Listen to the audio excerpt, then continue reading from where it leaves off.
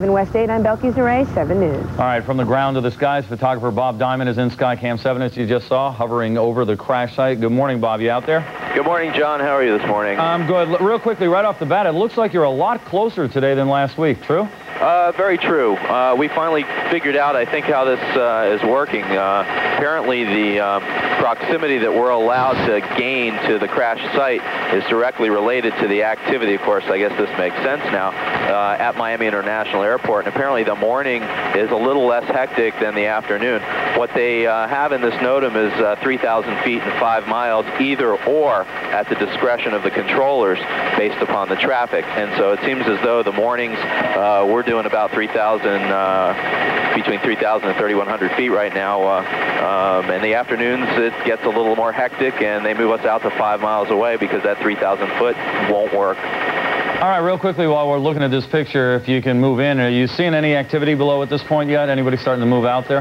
There were a couple of reconnaissance missions earlier. What we are able to do from this vantage point, which I think is more helpful, is understand the space difference from the platform basic command center area here over to the crash site. At 3,000 feet, it's a lot easier to see that couple of 100 yards. And frankly, I think that just drives home the somewhat, I guess, positive thing about this thing being close to an access road. I can't imagine what these folks would have done if it weren't near this levee. All right, Bob Diamond above the crash site. We'll see you a little bit later on.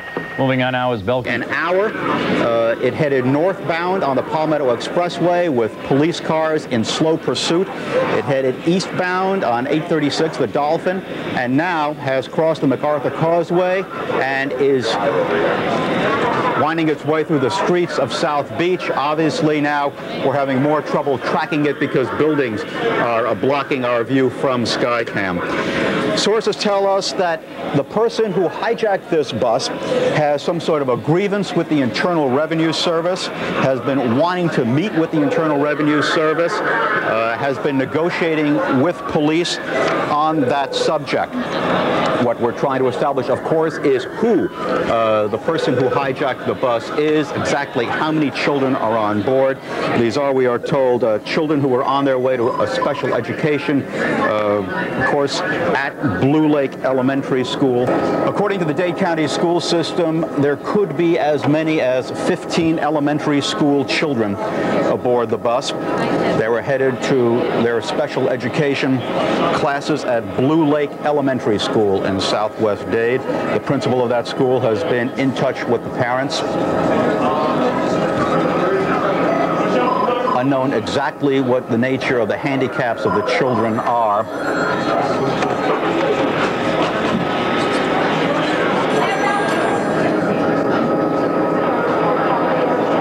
Eyewitnesses have told us that the bus, we see now police moving toward the door of the bus.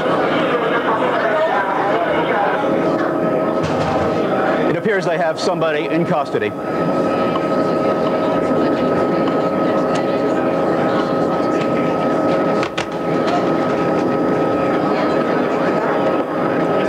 It may be over. It appears they have somebody.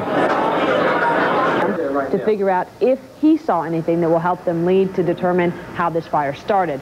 We, of course, will keep you posted on this fire throughout the morning. At the news desk, I'm Julia Yarbo.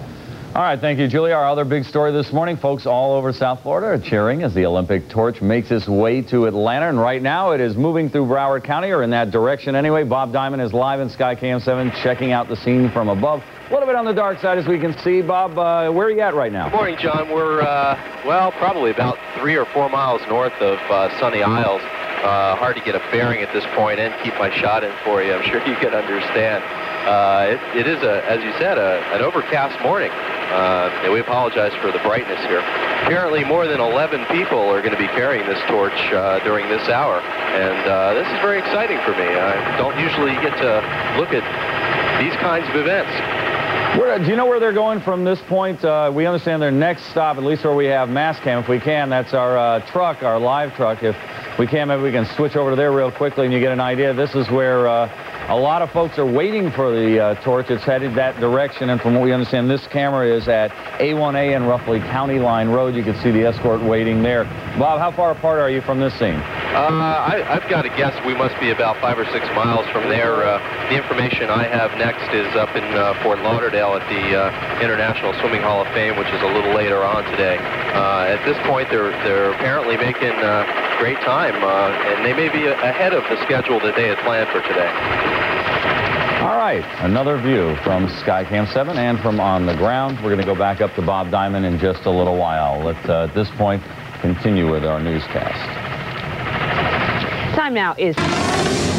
And Team 7 coverage continues now from Skycam 7. Pilot Bob Diamond has a unique bird's-eye view for us. Bob, you there? Yeah, I'm here, Craig. It's interesting that barge is sitting underneath, I guess, doing some maintenance on the 17th Street Causeway. I assume that boat was going at a very high rate of travel.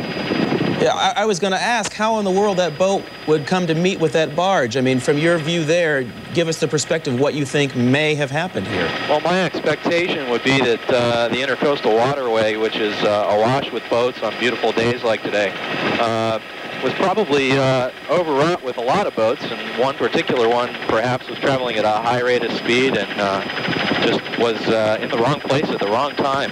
Now, Bob, we're looking at the traffic there. It doesn't appear that any of the boating traffic has been affected at this point. Is that the case? Boating traffic's allowed to move along here? From about 2:35 this afternoon until about 4 p.m., the intercoastal traffic was shut down underneath the causeway here as search and rescue crews combed the waters looking for survivors. All right.